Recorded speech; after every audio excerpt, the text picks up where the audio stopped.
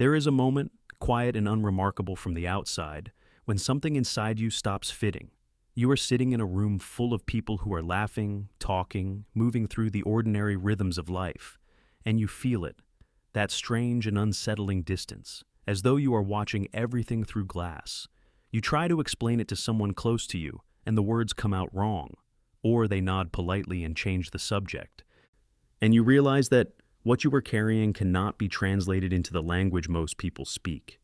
You have probably been told that something is wrong with you, that you think too much, that you are too sensitive, too intense, too serious, that you need to relax and just enjoy life like everyone else. And maybe you believed it for a while.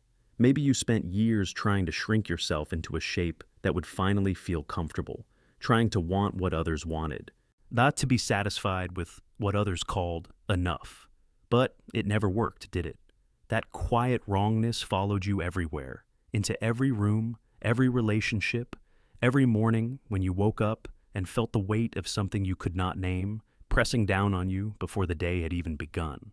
What if that feeling is not a flaw? What if it is a signal? Friedrich Nietzsche believed that most human beings live their entire lives inside a cage they never examine. He called this existence reactive, herd-driven, defined entirely by what others approve, what society rewards, what the crowd accepts as real and meaningful. But he also believed that within the mass of ordinary existence, certain individuals begin to break free from that cage, not because they are better than others in a moral sense, but because something in them refuses to keep pretending.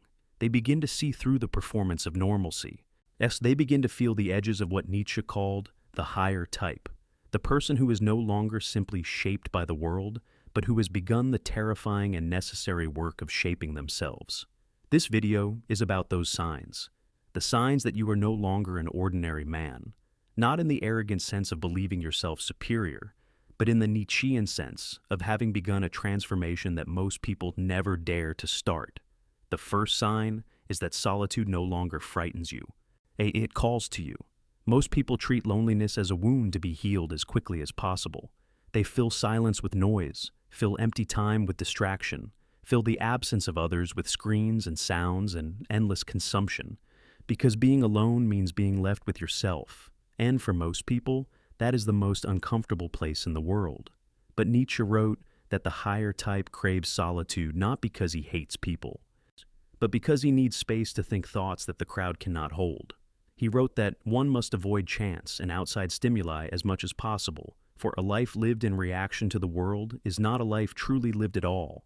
If you have begun to find that time alone is not emptiness but fullness, if silence feels like oxygen after a long time underwater, if you return from your own company feeling more real rather than less, then something in you is awakening to a different kind of existence. The second sign is that you have stopped being able to pretend. There is a specific exhaustion that comes from performing, from smiling when you do not feel like smiling, from agreeing with things you do not believe, from playing a role in social situations that requires you to leave the most honest parts of yourself at the door. Most people learn to perform so well that eventually the performance becomes the person. They forget there was ever anything underneath, but the higher type, in Nietzsche's framing, reaches a point where the performance becomes unbearable, not because they become rude or antisocial, but because their inner standard for authenticity grows so strong that dishonesty of any kind begins to feel like a physical violation. If you have noticed that small social lies now cost you something they did not used to cost, if you have found yourself unable to maintain friendships or relationships that require you to be someone you are not, if honesty has become not just a preference but a compulsion, then you are experiencing what Nietzsche called the will to truth in its most personal form. The third sign is that comfort has started to bore you. This one surprises people because the entire architecture of modern life is built around comfort. We are sold comfort as the goal, the end point, the reward for all our work and sacrifice. And for most people, comfort is genuinely satisfying, a safe routine, predictable pleasures, the warmth of familiar things. These are enough. But something happens to a certain type of person when they have comfort and feel nothing. When they look at the safe and pleasant life they have built and feel a restlessness that no amount of relaxation can resolve. Nietzsche described this as the sign of a nature that requires not rest, but challenge, not arrival, but movement, not security, but growth. He wrote that man must be surpassed. And what he meant was that the highest form of human motivation is not the desire for ease, but the desire to overcome, to struggle against something real and emerge changed by the encounter. If comfort has started to feel like a slow disappearance, if safety feels more like stagnation than peace, then you are not broken. You are simply someone for whom ease was never the destination. Now, I want to pause here for a moment, because I think you may have come to this video carrying something heavy. Maybe you have spent a long time feeling like you are too much or not enough. Like you exist on a frequency that no one around you can quite tune into. Like you are watching your own life from a slight distance and wondering when it will finally feel like yours. If that is where you are right now, I want you to know that you are not alone in this, even when everything around you makes you feel like you should be. If this has ever been your experience, write in the comments right now, "I am done shrinking." That phrase is not just for you. When someone else scrolling through the comments reads it, something in them may shift. Your honesty could be the thing that reminds another person that they are not crazy for feeling what they feel. That matters more than you might think. The fourth sign is that you have begun to question the values you were given rather than simply inheriting them.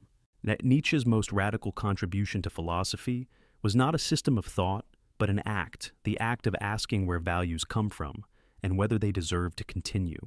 He called this revaluation of all values, and it is one of the most disorienting and necessary experiences a human being can go through.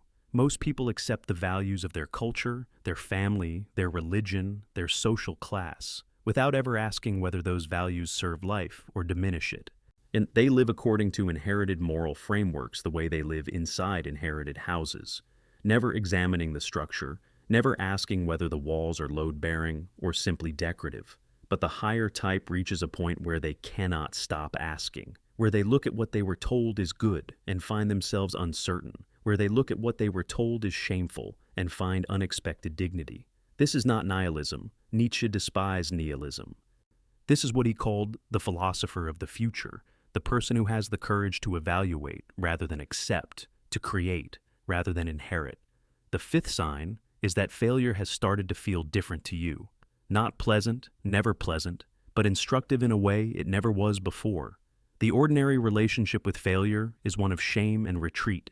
You fail, you feel diminished. You either avoid the thing that caused the failure, or you approach it more cautiously next time. Wrapped in the armor of lowered expectations. But Nietzsche's famous phrase, "What does not kill me makes me stronger," was never meant as a motivational slogan. It was a description of a specific psychological process that only certain types of people undergo. The process of metabolizing pain, of taking something that broke you and finding that the breaking revealed a capacity you did not know existed. If your relationship with your own failures has been changing, if you find yourself less interested in avoiding difficulty and more interested in understanding what it revealed about you, then you are beginning to embody what Nietzsche called the tragic disposition. The ability to say yes to life, even when life is brutal, even when it offers no guarantee of outcome or reward. The sixth sign is that you have started to feel a strange responsibility toward your own potential. Not ambition in the conventional sense, and not the desire for status or wealth or the approval of others, but something deeper and more demanding. A sense that there is something in you that has not yet been expressed and that leaving it unexpressed would be a specific kind of betrayal. Nietzsche wrote about the concept of Selbstüberwindung, self-overcoming, as the fundamental drive of the higher type, not self-improvement in the productivity influencer sense, but the ongoing process of becoming more fully what you already are in potential. This is a lonelier motivation than ambition because it cannot be measured by external validation. No one can tell you whether you are becoming yourself fast enough or in the right direction. You must navigate by an internal compass that is still being calibrated, and you must do it without the reassurance that comes from crowd approval. If you have begun to feel that your deepest obligation is not to your job or your family or your culture, but to something inside yourself that is still waiting to exist, then you are living in the territory Nietzsche mapped. The seventh sign, and perhaps the most difficult to sit with, is that you are beginning to accept that the transformation you are undergoing cannot be shared with everyone. This is not elitism. This is grief. Because part of what happens when you begin to change at a fundamental level is that certain relationships, certain friendships, certain versions of yourself that others have come to rely on begin to require a kind of dishonesty to maintain. The people who love the version of you that fit neatly into their world may resist the version of you that is emerging, and this creates a specific kind of pain that has no easy name. Nietzsche understood this.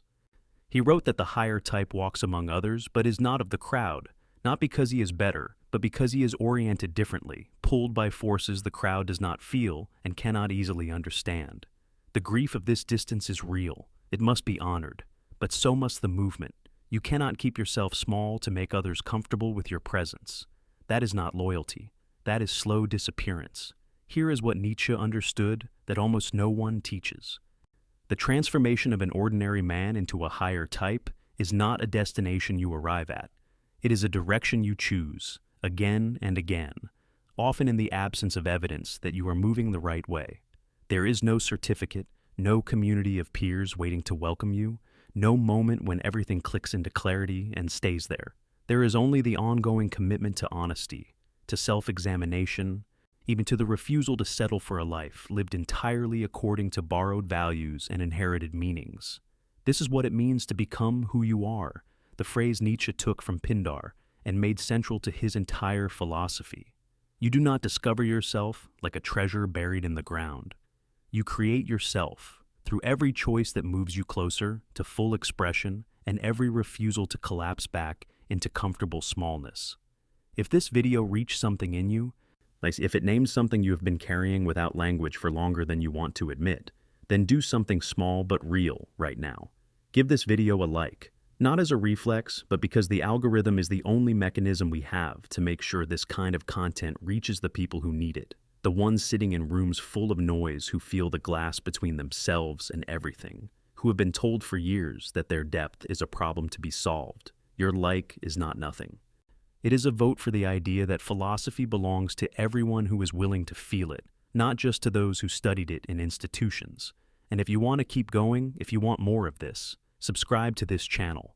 Every video here is made for the person who is tired of shallow answers, who wants to understand themselves more honestly, who is willing to do the uncomfortable work of thinking carefully about what it means to live a fully human life. You belong here. This channel was made for exactly who you are becoming.